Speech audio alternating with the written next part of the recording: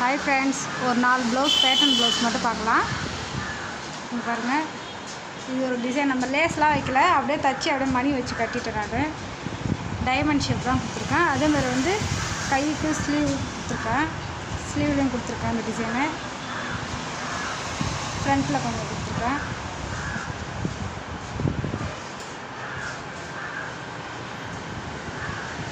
இந்த ப்ளவுஸ் பாருங்கள் இது நல்லா அழகாக இருக்குது. இது வந்து இன்னும் கூட நம்ம நெருக்கி வச்சா கூட அழகாக இருக்கும். நான் தான் கொஞ்சம் டைம் இல்லை சரி சொல்லிட்டு கொஞ்சம் எடையே வச்சுருக்கேன்.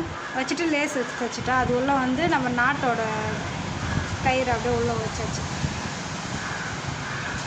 ஃப்ரண்ட்லேயே அதே டிசைன் தான் வரும். கைக்கு எதுவும் பண்ணலை அப்படியே ப்ளைனாக விட்டுருக்கேன். இது வந்து நான் சாதா ப்ளவுஸ் தான். இது ஏதோ பொங்கல் இட போகிறாங்களாம், அதனால் கொஞ்சம் மாடலாக தைச்சி கொடுன்னு சொன்னதுனால அந்த புடவையில் வந்து கட் பண்ணி இந்த பூ டிசைனை கட்டினேன். பின்னாடியே கட்டுவேன். இடையின் பக்கம் நல்லா தான் இருக்குது. இது இந்த டிசைன் தான் கொடுத்துருக்கேன். அதுமாதிரி முன்னாடியும் கொடுத்துருக்கோம். இதுமாரி நம்ம சாதா ப்ளவுஸ்லேயும் கூட இதுமாரி டிசைன் பேட்டர்ன் வச்சு கொடுத்தோம்னா நல்லா அழகாக இருக்குப்பா. அதை கட்டு நேராக கட்டுங்க இப்படி.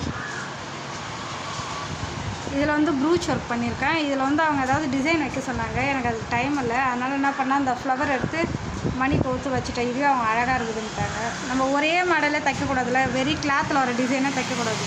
வேறு ஏதாவது பண்ணி ரெடி பண்ணி கொடுக்கணும். அப்போ தான் அழகாக இருக்கும். அதேமாரி கைக்கு கொடுத்துருக்கேன். ஃப்ரண்ட்டில் ஒரு 3 பூ கொடுத்துருக்கேன். இது பார்க்குறதுக்கு அழகாக இருக்கும். Okay bye.